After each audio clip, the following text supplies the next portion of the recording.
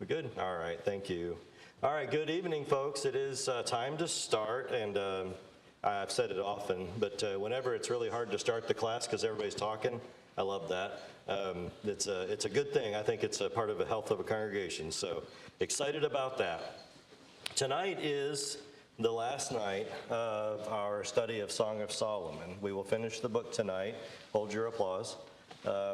And I know Clint has been saving up all his comments for the last class, especially chapter 7 and 8. And I know he's excited to get in here and study this and start talking about it. But no, I think it's been a really good study, and hope that you have gotten good things out of it as well. After this class, I will be gone for a week. So Clint will be teaching Sunday, Wednesday, and Sunday. Jordan, that's right, you guys switched. I apologize. Jordan will be teaching Sunday, Wednesday, and Sunday. Sunday, Wednesday. And then Clint will be teaching Sunday after that. All right, I'll be gone, so y'all figure it out. But there'll be, basically the next 3 meetings will be Jordan and then Clint going into that. Because, of course, you're doing Philemon. That's right, so that's only 2 classes. So that makes sense. All right, and then the following Wednesday after that, and I'll send you a notice, we're going to begin the second part of our study, which is raising God's children. So we're going to switch from marriage over to children, and we're going to focus on that. The first class will be about why do we become parents. And so it kind of study it from a perspective of why God designed the concept of parenting, much like we did with marriage like that. So if you, I do want to ask one of the men right now, I want to start off by asking one of the men to be prepared to lead us in a prayer. All right, Brad, if you don't mind to do that in just a second. But we started off the last class, or ended the last class, I should say, with a scripture that came out of the last 2 verses. And we didn't really get to talk about this, but it really kind of introduces the next chapter. And so I wanted to go back a verse and read this and then kind of talk about that as we started this next class. And like I said, it becomes kind of an intro. And there was plenty for us to talk about in this. So it starts with the others. Remember, there's been a spat and they've gotten back together. They've reconciled.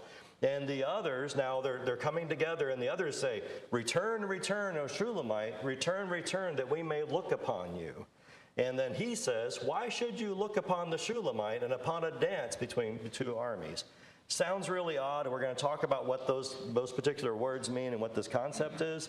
But first, Brad's going to lead us in our prayer, and then we'll jump in. Let's pray. Father in heaven, we're thankful for this evening to get this thing together. Help us to focus our hearts and our minds on the things that are taught here. Please be with Art as he recalls the stuff that he prepared. Help us to take these things with us and bring it into our lives, and ultimately help us to continue to understand your word and spread your word here locally and abroad. In your son's holy name. Amen. Amen. Thank you. All right. So as we jump back in here, like I said, it's a little bit, it's hard to read in English because it is a poem that was originally in Hebrew, and so we're kind of struggling a little bit with the language. But the first part's easy. What is it that the others are saying to the Shulamite? Don't go back to him. Do what?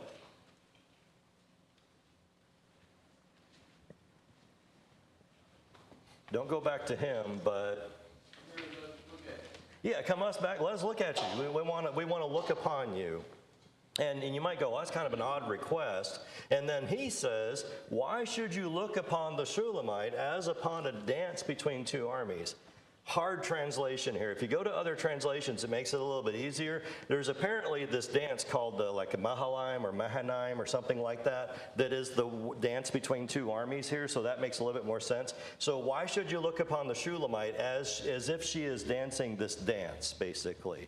And so there's obviously this concept of they wanted to look upon her while she danced, and he says, why would you get to do that?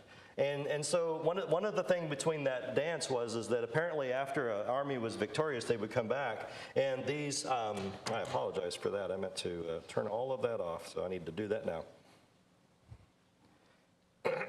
before we go any further. There we go. Hopefully that'll do it. There was this dance that would take place, and the women would dance this dance. And apparently it was pretty provocative. It was something that they like to watch the women do, as a lot of dances are designed to do. And so when they ask about this, there is not an innocence to it. It's got this kind of an edge to it. And he's kind of saying, why would you want to have my wife dancing for you as if she was dancing for you to be looked at by those who would look at her in the wrong way?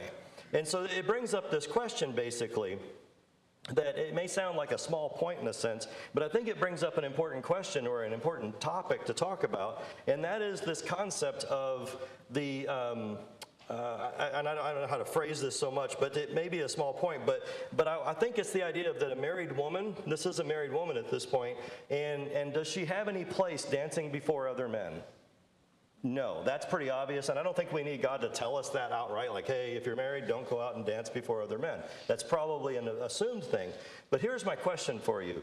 She's not just doing that, she's not offering to do that, but there's clearly some type of sense in which this man was bothered by, her husband was bothered by the idea of what she would do. And so what I wanted to ask about is, say, when we talk about protecting marriages and we talk about the things that we can do to be smart about that, what are some things that husbands can do to protect themselves that are kind of, that help to protect the marriage in a sense? So what I'm going to ask the question is a different question here. I want to ask the question is, what are some things that we can do in a sense that are dancing for others? But they're not physical dancing, but you know what I'm saying, that are like dancing for others. What are things that we can do as a husband or a wife that are like dancing in the sense of, you know, the opposite sex? I'm not talking about dancing here, and I'm not talking about things that aren't PG rated. I'm saying, what can we do? What is it that couples get themselves in trouble with that seem innocent on the surface? Flirting. So that happens between people who are married and people who are unmarried or married to someone else? Yes, it does. Absolutely, it can. Okay, what else? The way that you dress. Absolutely. I think that's a good one. When we talk about that, we just got back from Dollywood a week or so ago, and when we were there, I told Jen, I said, it's amazing to me, you can go there, and of course it's hot outside, so the people who aren't trained in how to dress properly, they dress the way they're going to dress. And I told Jen, I said, I feel like I spend the whole day averting my eyes from something that doesn't belong to me. That's the way I see it. It's kind of sad. You know, you just kind of look and you go, let's go over here, or let's go over there. And the same thing goes for a married couple, obviously, is that there are ways that you can dress or present yourself as a husband or a wife. It doesn't, you know, this is not single gendered, but you can do that in a way that gives away something that doesn't belong to you to give away. Does that make sense? So who does that belong to? Who did the Shulamites dance belong to? Her husband. It belonged to her husband. But what if she hadn't been married and then it was okay? Who does that dance belong to? If she ever plans to get married, it does belong to her future husband. And I think that's something for us to train in ourselves, and especially those who aren't married, to look at is the idea that, you know, right now you may not be married to anyone, but if you have hopes ever one day of being married, you need to act as such that you don't look back with regret about your behavior and what you gave away that belonged to that person now. That one person that you now can attach to and love and say, everything is yours. I belong to you, and I'm so happy and so blessed that that happened, but yet I know I gave away things that belong to you. And that can happen in a lot of different ways, like we already said. So I think that's something important for us to consider as we talk about that. And I guess we've probably all heard the story. I don't know if it's a real story or not, but the young man and lady who are dating, and they're sitting in the pews together, and the young man has his hand on the young lady's knee. You know, you ever heard this one? And the preacher or whoever walks by and says, "Are you guys married?" And he goes, "Oh, no, sir." And he goes, "Are you going to marry her?" And he goes, "Well, I don't think so." And he goes, "Then get your hand off someone else's wife's knee." Because that's the truth that we need to think about it. We need to think about it is that we belong to someone that we're going to want to belong to in the future. And if we give away things, we're going to regret it. And whether that's a glimpse, whether it's a touch, whether it's all these different things, that's the dancing between or before others in doing that. Okay, so any other comments about that?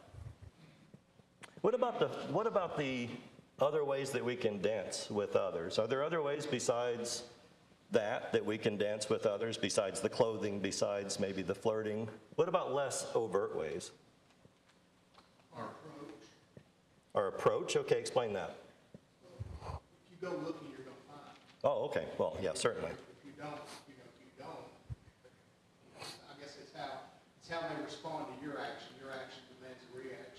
if I come to you in a willing manner, you're gonna react in a willing manner most of the time. No, on the prowl in a sense, yeah. If you're looking, you'll find trouble, absolutely.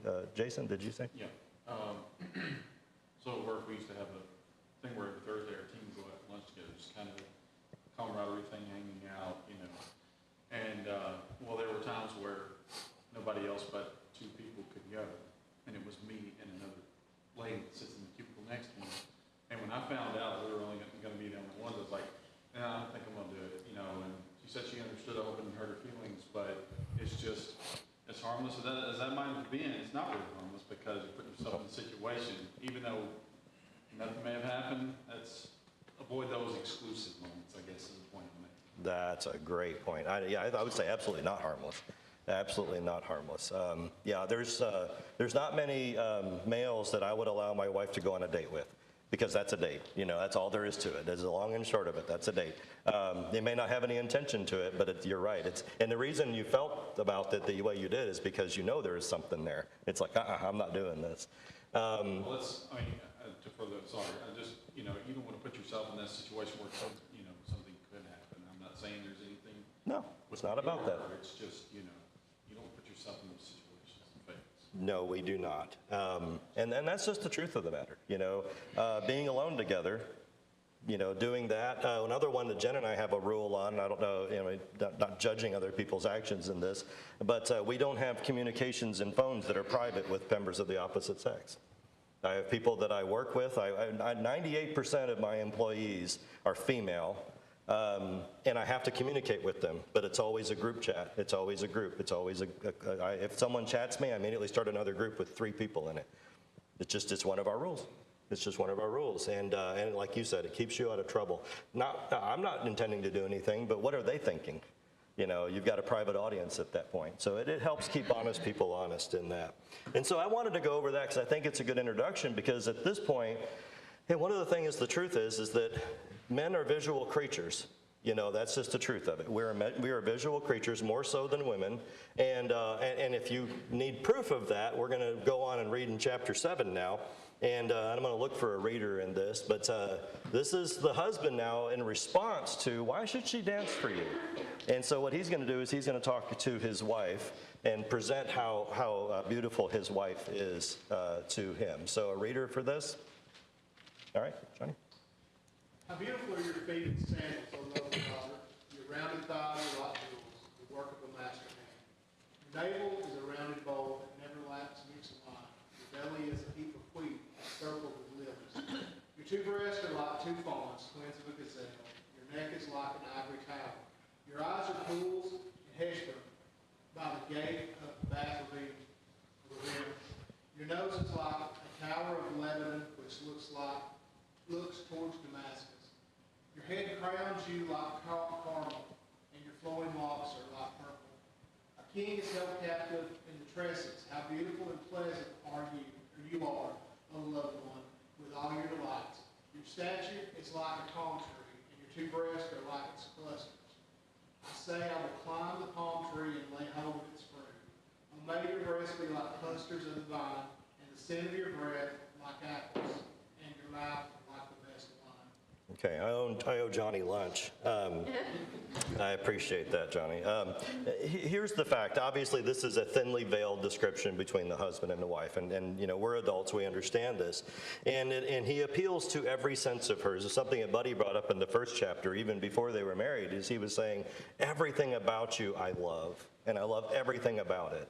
And here, as he's describing her, obviously this description is between a husband and wife, and so obviously it's a little bit different in its focus in doing that. And clearly she is sharing herself with him in the sense that he has all this knowledge about her and all of these things that are part of marriage and do that. But one of the things that I wanted to point out is that what do you think about the types of descriptions that he gives to let her know how beautiful she is? And the direction I want to go with that is, do body standards change for what is considered beautiful in society?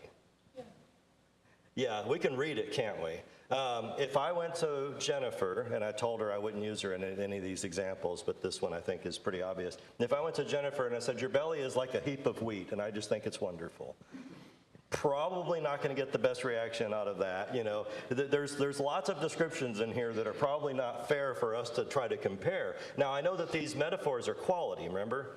That's a quality metaphor, not a visual. But there is a sense in which they do describe physical or visual concepts, too, in doing that. And here's my point from that. Is beauty in the eye of the beholder? It really is, isn't it? Beauty is in the eye of the beholder. No matter what the standard of beauty is for that day and time, no matter, did she feel like she met the standard of beauty for the time from the second chapter? No. In fact, she probably didn't. Why? What did we know about her? She couldn't take care of herself. She wasn't made up and dolled up like the other girls were. Okay, what else was about her? Work outside, she was dark skinned. Yeah, she wasn't like, it was obviously it was a really a big mark of beauty to be very fair-skinned and to avoid the sun. And so you kind of showed how special you were in that. She said, I work outside all the time and I've got basically tans. I'm dark and I'm not light-skinned or at least lighter-skinned like the other ladies. And so I'm not, she said, don't look at me. Don't look at me. That's what she felt about herself in doing this. But when he looked upon her, what did he think? She was the most amazing and beautiful woman. I mean, she's without compare, and completely without compare, and do that. Remember Proverbs 31:30, we talk about the worthy woman? One of the things that's mentioned there is it says in verse 30, it says, actually I have it up here. Charm is deceitful and beauty is passing, but a woman who fears the Lord, she shall be praised. And I think this is a really good point to make because, you know, one of the things is that beauty is passing. I think that's kind of misleading. I think it's the idea that as a woman gets older that somehow she's less beautiful. I think the only standard by which she's less beautiful is what the world puts unrealistically upon the one that shouldn't go out in the sun, shouldn't be a worker, does everything according to what you see in magazines or TV and all that. But is beauty truly passing in the eye of a husband, in the eye of those around that person who know that person? It shouldn't be. It shouldn't be, that's for sure. And I think that it isn't for the most part. I think a godly woman, as it speaks of here, a woman who fears the Lord and a godly woman is never going to lack in beauty to a godly man. And that's just the truth of the matter. When he looks at her with all those things that she says is wrong with her, all he sees is the most beautiful person in the world. And that doesn't expire. That doesn't go out of style. That doesn't stop when we hit a certain age or we hit a certain shape or whatever it is that changes about us. We're all going to be there at one day. And so that's a point that I wanted to make out of that. Anything else that you guys wanted to pick apart about this, Clint? Now is your chance. I know that you've been saving up in doing this. Tom, all right. Just to add on what you were talking about, a godly man is going to look on the inward beauty of his neighbor and not the person. Yeah. And that grows more and more as long as they're in the Lord. Yep. Yeah, she just gets more beautiful, and that's the way it should be, absolutely, in that. All right, so in the middle of his description here, kind of look at this next section as her interrupting him. So she jumps in and basically jumps into his description and starts talking to him. Actually talking about him in this sense, but we'll read this one. Someone else that I can buy lunch for? Okay, Ken.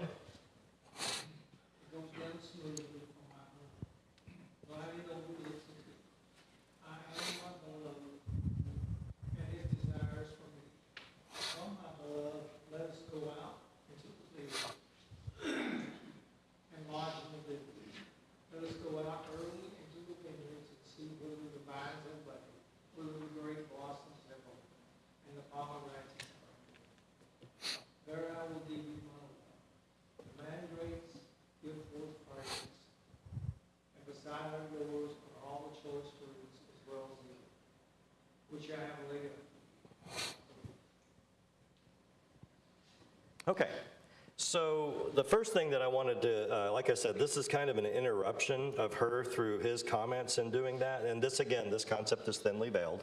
We understand as mature adults what's going on between them and that this is intimate. We get that concept. But I think that this concept too of, you see the blossoming and the budding and all that kind of thing, that talk. Remember, they have recovered from a fight. And there's this recovery going on. And if you've ever been married, then I know you've been in a fight. And so when you get done with that fight and you're bringing things back together, you can maybe identify with this, hopefully so. And that is that when you come back together, is there a little bit of tenderness, like a little bit of a, is everything okay type feeling? There's just a little hint of that, isn't there? When you have people come back together, again, it's not that you don't think that you can reconcile it, it's just you wait for the other person's signal, in a sense, to say everything is fine, we've reconciled and things are good. And I think that that's what this language is it talks about, let's go out into the fields and lodge in the villages, go to the early vineyards and see if the vines have budded, if the blossoms have opened, the pomegranates are in bloom. In other words, let's see if everything's okay.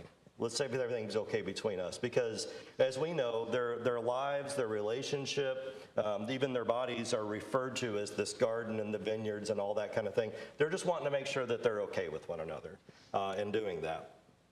And so that point there, being able to do that. So now I'm going to ask you a question that may seem obvious. Does this language make you feel uncomfortable while I read it?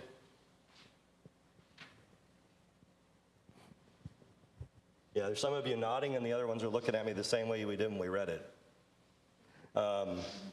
It makes us uncomfortable to read this, doesn't it? And it's not because it's somehow wrong or it's bad or anything like that. I think it's very reasonable to say that it makes us uncomfortable. But you know what I think is interesting is as I was studying this struck me. So I'll bring it up and I'll see what you think. The reason I think this makes us uncomfortable to read is because it's someone else's relationship, number one. It's like you're eavesdropping. And that doesn't feel right, does it? That doesn't feel good in a sense. And we're like, this is private. And so it's, in a sense, it's like that. It's kind of like that in the idea that it's not our relationship. I don't think that the subject matter is necessarily what makes us uncomfortable. And I'll explain that. I think it's the context of the subject matter. In marriage, hopefully, if you're married, this type of description and words and things are not uncomfortable. Because in marriage, God has made things beautiful and enjoyable and wonderful and pleasurable and all those things. It's not about that. But here it's about a little bit of anxiety, and we read this and go, I don't like sitting around with folks talking about this and reading about it. That's because this doesn't belong outside of marriage. It doesn't belong there. And so the lesson that I think that I took from this as I was reading about it, I thought, it's interesting, is that God created such a wonderful union that we can look at this type of behavior, this type of reading and everything, and be so comfortable in marriage because God created that for us to be able to be comfortable with that in marriage. And isn't it a blessing that we're able to have that in the design of that, because there's freedom in marriage. But you know where there isn't freedom? When these types of things happen and they're happening outside of marriage. There is anxiety, there's doubt, there's wondering whether that person really loves you or not. All of those things come together and then they're all there. And that doesn't happen in marriage. That's not the feeling in marriage. And these things are not uncomfortable in marriage because of that blessing that is there that God gives us and do that. In verse 10, she sums it up. She says, I am my beloved's, and my beloved's is mine. Or she says, I'm my beloved's, and his desire is for me. There's a confidence in her statement about her husband that doesn't happen outside of commitment and marriage. And that's just the truth of it. What are your thoughts on that?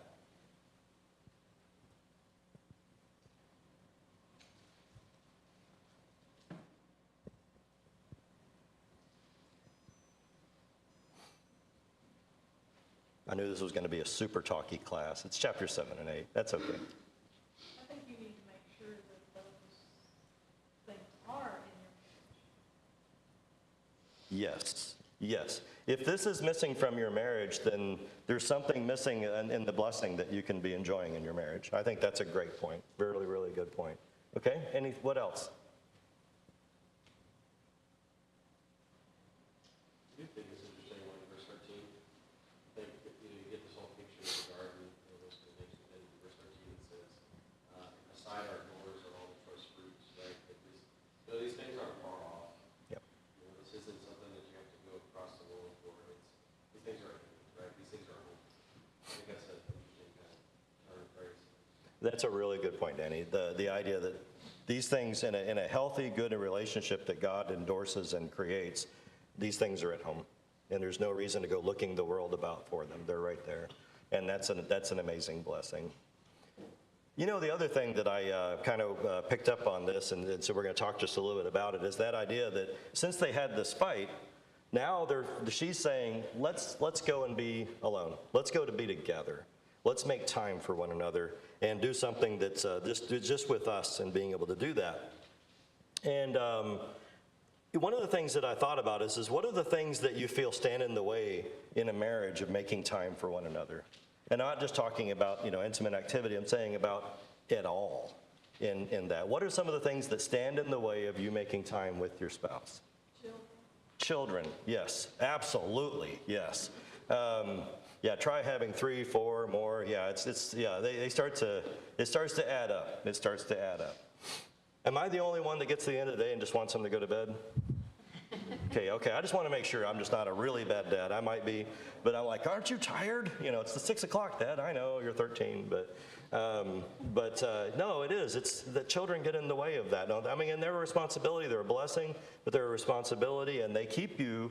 And by the way, when I say making time for one another, I'm not talking about a conversation over 3 screaming kids at the table. I'm talking about making time for one another, to be able to listen to what's going on and hear what's happening. And for this, all of it. Okay, what else gets in the way? Kids. Yes, kids. Tell me about it. Let's talk about that. Yeah. Is there some other word we can use? Tom, would you? Concern about work problems. Outside stresses. Whether it's work problems or school problems or other problems. Yeah. Stressors in that way, absolutely. Absolutely that. Television, yeah. Oh, that's not quality time?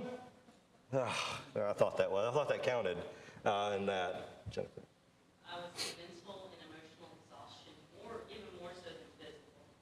Sometimes you just don't feel like spending the time together. Absolutely. You're worn down by kids. Yeah, absolutely. And other things. Tristan?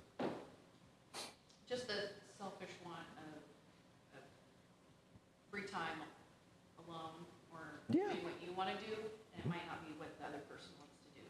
Yeah, absolutely. And me time's not bad. I mean, it's not even sinful or anything like that to say.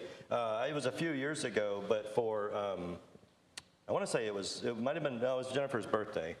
For Jennifer's birthday, I got her 2 nights at the Holiday Inn Express, and I sent her there, and I kept the kids. That was my gift to her. You have 2 nights of being able to read a book and sit quietly in a room without having to put anybody else to bed or bathe them. It's all you. And she loved it. And I didn't take any offense at that. Sometimes you need you time, right? But what about hobbies? Do hobbies start pushing into the free time of a couple? They can, right? Yeah, absolutely it can. What else?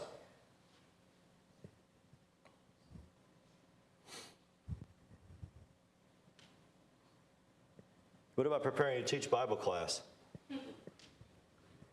Yeah, Tom's holding up his phone. Yeah, absolutely. Screen time, right? All of that. When I say talk about preparing Bible class, that's something that I have to seriously work on. Jen has joked about every time we come up, she says, I'm an Ephesians widow this quarter. I'm a Song of Solomon or a marriage widow this quarter, because every moment that I need that I can do, I'm not working. I have to be in there preparing class, and many of you who do that. And you look at it and you go, well, it's my Bible class, though. But does there need to be a balance? Yes. And I have to strike that, yes. Taking care of family members? Yeah, maybe more than the nuclear family starting to go out. Absolutely, there's stressors with that as well. Tom held up his phone. I thought that was an interesting one. We talk about that. We understand that. I wanted to put this up there. I read about this, which is kind of what prompted my spotting for this, to put this in here. If you are 18 years old, let's just go back in time for all of you, further back for some. 18 years old, and your life expectancy is to die when you're 90 years old. So we'll just pick an average, not an average, but actually a pretty long time frame there. We're going to take out the time before 18 where things are a little bit less balanced, let's say. If you're between 18 years old and 90 years old, so we took out all the previous years, that means you're going to live about 72 years, right? if my math is right. You have 864 months to live. First off, I want to stop there and just say, does that seem like a really short amount of time when you put it into 864? It's not even 1,000. We don't get 1,000 months. We get 864 months. And I think that's really amazingly short feeling. I don't know why, but it really struck me. Does that seem like that way to you? Like you look at that and go, whoa, I'm just checking off months and there's not that many left. I mean, that's from your 18 to getting to 90. How many of those months do you think you spend sleeping? About a third. About a third? Well, now you're doing math and I can't do that. 285, that's pretty close, Tom, actually. That's about a third. That's pretty close. If not, 285 of those months you're going to be asleep. So those 285 are gone off of that clock. 864 minus 285. You can do the math. I can't. How many of those do you think you're going to be in work and school from 18 and on? Remember, this is past high school. From 18 to 90. How many months do you think you're going to be spending there at work or school? I mean, that includes your work week too. I mean, you're a productive person for, a good chunk of that probably. 190, that's actually, you guys are really good at this. You must keep track of your time pretty well because that's really close. 126, which is really close to that. What about driving? This sounds like a weird one.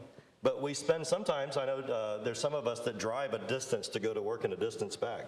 That costs months over a lifetime, okay? Things like that, or maybe you just live out in the country or whatever. We all drive, right? But the average amount of driving comes out to about 18 months. A year and a half of your life will be spent driving. And some people, by the evidence of it, do not learn anything then during that 18 months, but we'll leave that out. Okay, what about cooking or eating? That seems like an odd one, right? 36 months. We spend 3 years cooking or eating.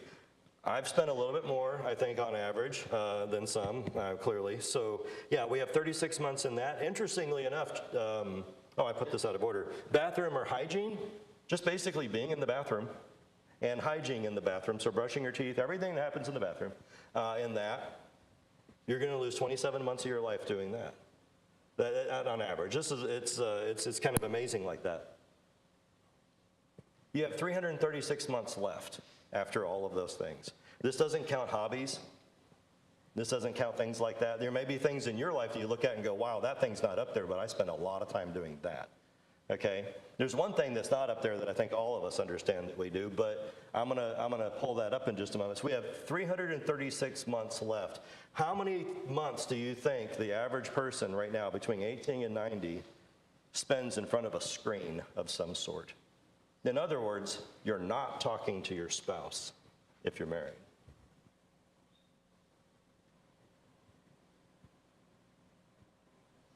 You can get your number.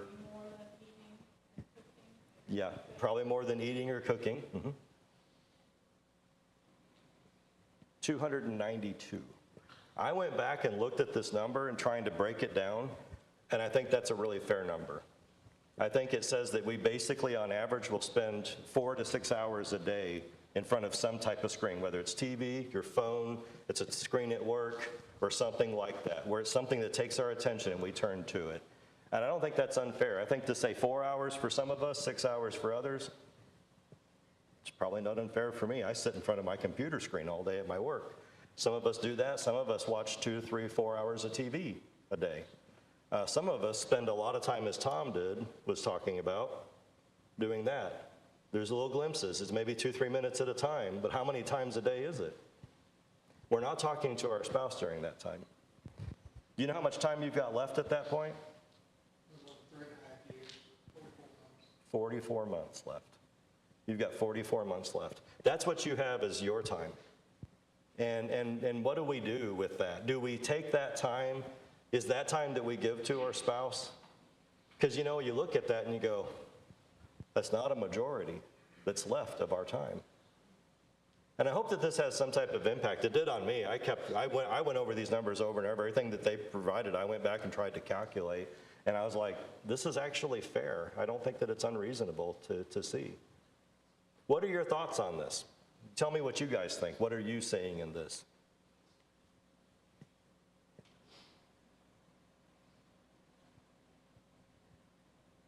Yes. This is very small to me,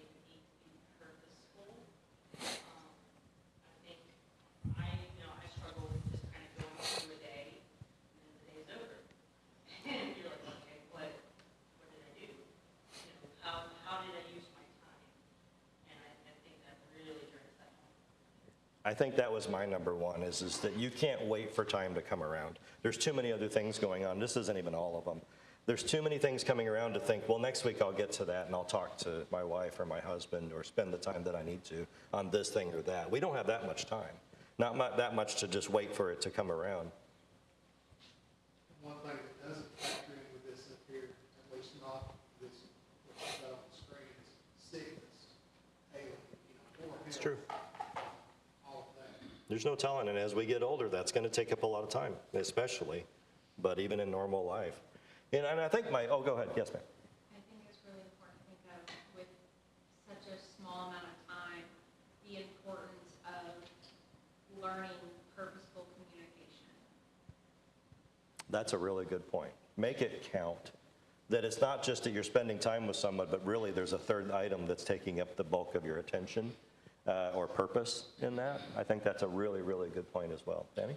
I think it was Ken Lewis that said, I think more than once actually, that you can do anything you want to do, you just can't do everything you want to do. Yeah. And I think this is kind of what's that picture, right? That is it's true. You can do anything you want to do, you just can't do everything. Choose wisely, with the time that you've been given in that.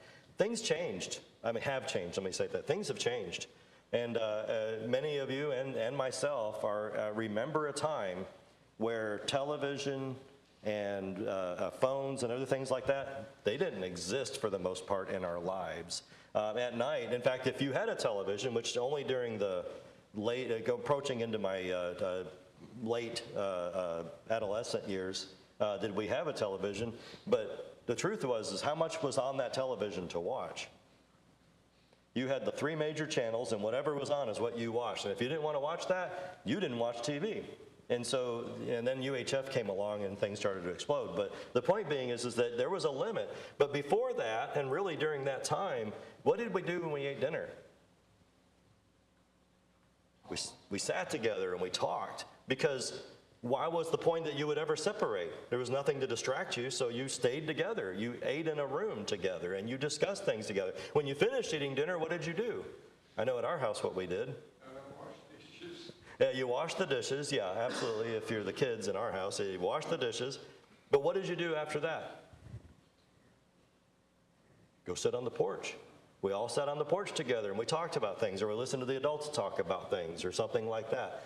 Time was a little bit more available, but that's not our society any longer. We've got to be purposeful. And when 292 of those hours, which would have been porch sitting and dinner sitting and all that other time, disappear, we've got to be purposeful. And maybe we need to reclaim some of those hours. Not maybe, we probably do. We need to reclaim some of those hours and get them back into our marriages and into our relationships. All right, well, let's move on. We do have chapter 8 to cover. Jordan, you haven't read yet. If you don't mind, we'll grab this one. Oh, that you were like brothers to me, nourish with my mother's breast. I found you outside, would kiss you, none would despise me. Would lead you and bring you into the house of my mother. She would use to teach me. I would give you spiced wine to drink, the juice of my pomegranate. His left hand is under my hand, and his right hand embraces me. I adjure you, that you not stir up or awaken love. Okay, and again, I'll give this warning as we start, that you are like a brother to me. This, for the Kentucky people, don't get excited, that's not what it means. This is, I used to make fun of the Alabama people, not do the Kentucky people. But no, the truth is that this is a basic concept, is when you went out into public, it was not acceptable. PDA was not acceptable back in Eastern time. This is what I read. And so what she's saying is if you were my brother, I could give you a brotherly kiss and no one would despise me for it. But if your husband and wife do it, that was wrong. And they just, it was society-wise, they didn't like that. She wanted to show her affection to him in public, and that's all that this means, being able to do that. And so she goes on and she talks about, again, the intimacy between them and the specialness between them. But she again issues this warning. I adjure you, O daughters of Jerusalem, that you not stir up or awaken love until it pleases. Why would she issue this warning again when she's married?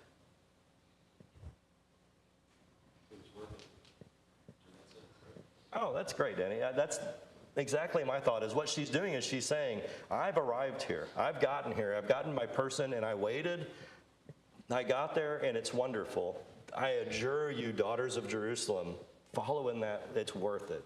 It's worth it. Over and over again, she says it's worth it to wait and to find your person and to be that person's and to have him be yours and do that. She's speaking from experience at this point, basically. Okay, we're not going to overdwell on these because we do have to move through. We've got just a few minutes left. Verses 5 through 7. Another reader? Now everybody's scared. It still has lunch. Yeah, I mean, there you go, Johnny.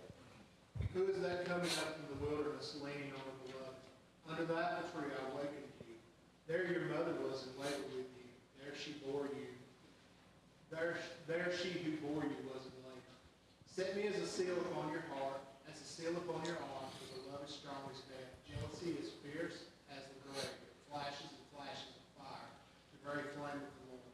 Many waters cannot quench love, neither can floods drown it. If a man offered for love all the wealth of his house, he would be utterly despised. Okay, so there's a couple different views on this. I tend to take the view that this may be her picture of the future. Who is that coming up from the wilderness? Everything in this relationship has been described as coming out of the wilderness. She was in the wilderness. Remember, he called her off the mountaintops from the wilderness down to the valleys of peace and love. They used to live in the wilderness, and she came out of the wilderness to go see him in the fields. And then here she's saying, we're coming up out of the wilderness, and she's leaning on her beloved. What is that picture I mean, see if you get the picture I do. They're coming up out of the wilderness, and she's leaning on her beloved. What picture is that of a relationship? Yeah. Okay, safety, comfort. What phase of the relationship does it sound like, Danny? I think wilderness too is like that was a time of testing. Oh, yeah. You know, not even like Deuteronomy talks about put you in the wilderness to test you. That's what it was for. And I think there's that time of testing and all that kind of stuff is past. You know, this we can enjoy our life in a different way. Yep. And then you can take that a couple different ways. One is that the marriage ended their time in the wilderness, which is true, absolutely, and I wouldn't argue against it being that. But there's another way in the sense that by being married, they enter a new wilderness in a sense. That lives enter a new phase, and that's its own wilderness. The marriage is its own wilderness in a sense of now it's you against the world. And you go out into that wilderness, and now you're coming out of it, and she's leaning on her beloved. It has the idea of maybe an older couple. They've gone through their lives together, and now they're leaning on one another as they come out of the wilderness. It's their time to rest. And I think that's a beautiful picture if that's what this in sense means in doing that. Set me as a seal upon your heart and a seal upon your arm. For love is strong as death, jealousy is fierce as the grave. What does that mean?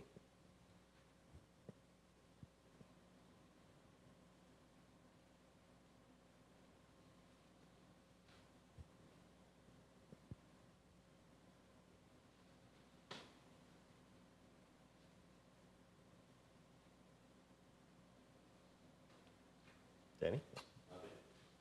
Couple pieces of that, right? That's in there that the seal is, I'm going to guarantee, that this is I'm proof of my love for you in that way. And jealousy, just the word jealousy is a bad thing. There's only a couple contexts where jealousy is a good thing. Right. This is part of that guarantee is I'm jealous for you. He talks about it in the sense of just like God is jealous for his people, right? Yeah, you basically read my notes. That was exactly what I thought was the idea that this is like that parallel between God and his people. God is jealous. He's a jealous God. But that jealousy is not a sinful jealousy. It's a jealousy of, you belong to me. You're my betrothed. You're my wife. And then the same for the husband to the wife. You're mine. And I'm jealous for you. And that jealousy is as fierce as the grave. When is that jealousy going to end? Yeah, it's never really going to end, but at the grave is when it physically ends here. That's when that jealousy ends, and that's when that comes to. And the flashes are the flash of fire, the very flame of the Lord. And I think that's also a beautiful picture of that union that it's made. What about the last verse? If a man offered for love all the wealth of his house, he would be utterly despised. What is the lesson that she's trying to get across?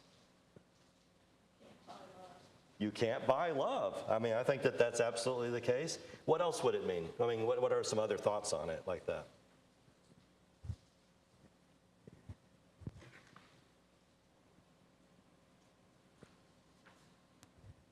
You can't buy love in the sense of a person looking to buy love, but, and if this is the case, don't answer.